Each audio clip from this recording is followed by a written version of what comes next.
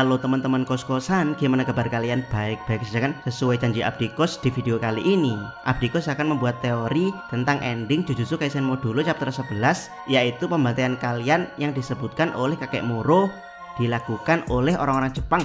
Yap, baru saja kita mendapat kebahagiaan cinta pada pandangan pertama antara Bapak Dabura dan Ibu Tomoe. Tiba-tiba langsung muncul konflik yang melibatkan makhluk suci dari suku Rumel. Sebenarnya apa yang terjadi? Apakah ini ada hubungannya dengan konflik abadi antara penyihir dan roh kutukan yang ada di bumi, atau lebih tepatnya di Jepang? Berikut teorinya, check it bro. Pertama, indikasi besar kalau kalian adalah roh kutukan. Saat ini kita belum melihat wujud asli kalian, kecuali mereka digambarkan sebagai makhluk mirip anjing yang dianggap suci oleh suku Rumel. Saking sucinya kalian bagi suku Rumel, para Simurian hanya menangis 2 kali dari mata ketiga mereka.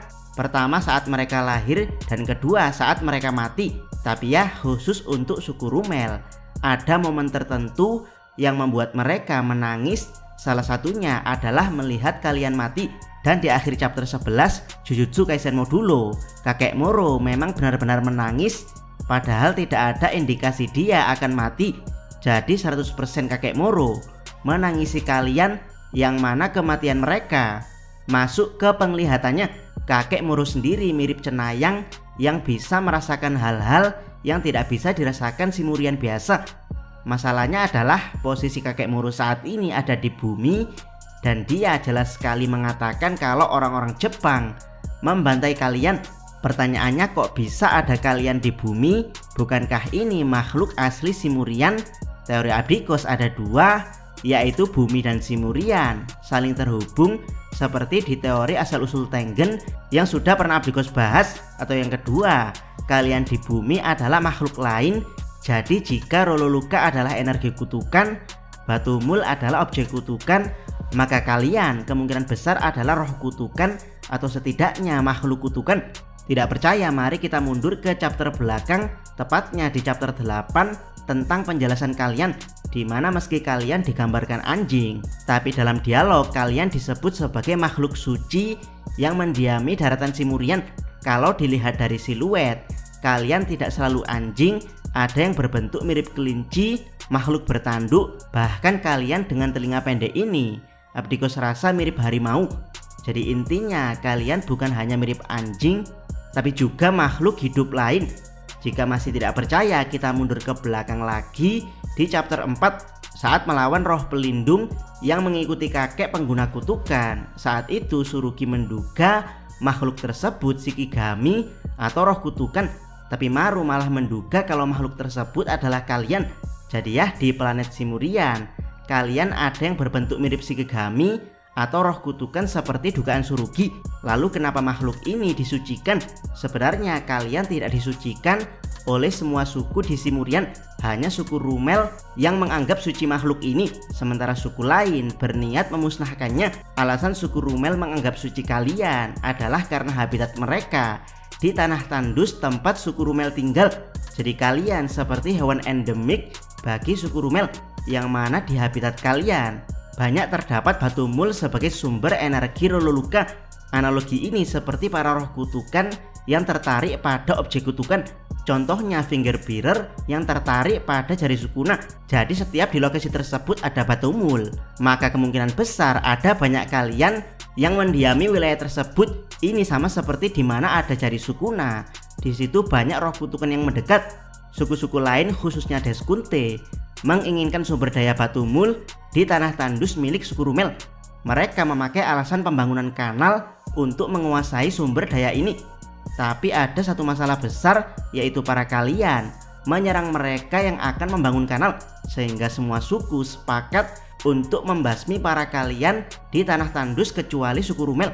Dari sinilah suku Rumel yang menolak makhluk sucinya dimusnahkan akhirnya dimusuhi dan desa mereka dihancurkan. Dura sebagai kepala suku menawarkan gencatan senjata dengan mengambil alih tugas pembangunan kanal dilakukan oleh suku Rumel. Karena memang kalian tidak pernah menyerang suku ini, jadi bisa dibilang hubungan kalian dan Rumel sangat dekat. Semisal kalian beneran roh kutukan, maka misteri asal-usul Master Tengen kemungkinan adalah dari planet Simurian, karena dia satu-satunya penyihir yang wujud evolusinya mendekati roh kutukan. Bahkan Tengen bisa diserap Kenjaku dengan teknik kutukan Geto. Kalau ini benar, maka akan banyak plot universe yang bisa terbuka di Jujutsu Kaisen, seperti misteri tentang bumi dan surga yang dikatakan wujud evolusi Tengen menyatu dengan keduanya.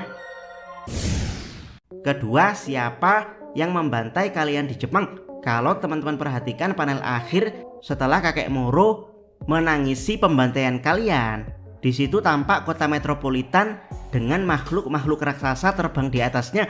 Melihat panel akhir ini, Abdikos jadi teringat koloni Sendai saat Druflagdawala menggunakan Shikigami miliknya untuk membantai penduduk Sendai dan mendapat poin tertinggi di Sendai. Jadi ya, apakah ini di Sendai?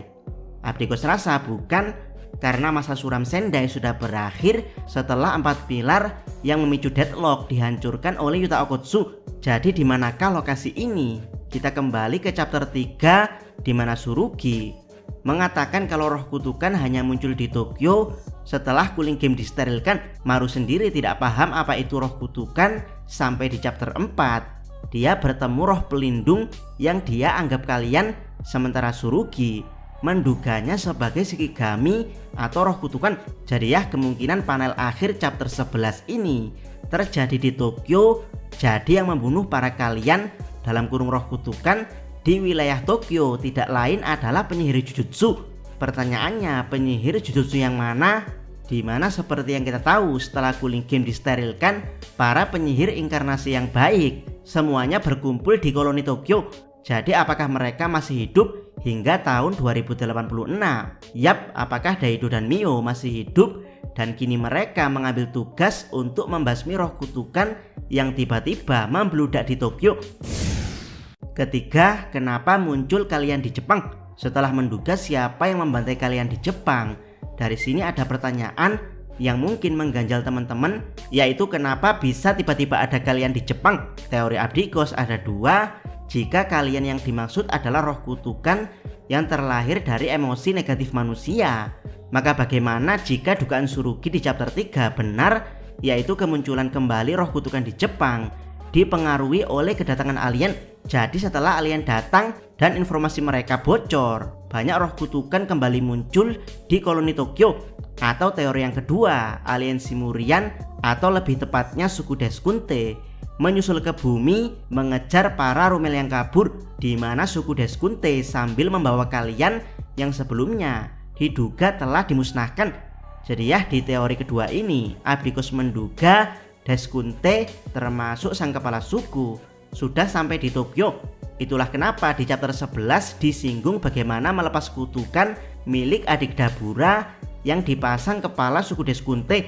Dari dua teori tersebut, Abdikos punya teori tambahan yang agak nyeleneh. Jika emosi negatif manusia melahirkan roh kutukan, bagaimana kalau emosi negatif Simurian alias emosi negatif dari suku Rumel melahirkan kalian?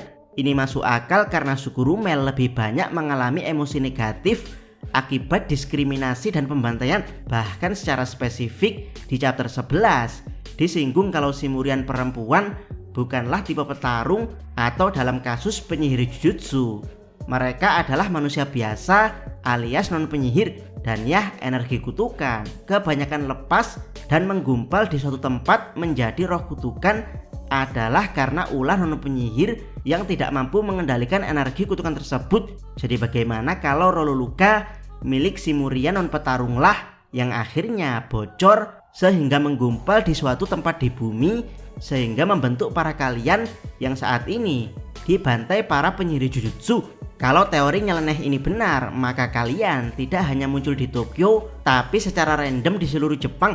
Di video teori berikutnya, Abdikos akan membahas peran Yuji dan Mahito di konflik besar ini. Jangan lupa subscribe channel Otakos dan jangan lupa share video ini. Abdikos salam Mi.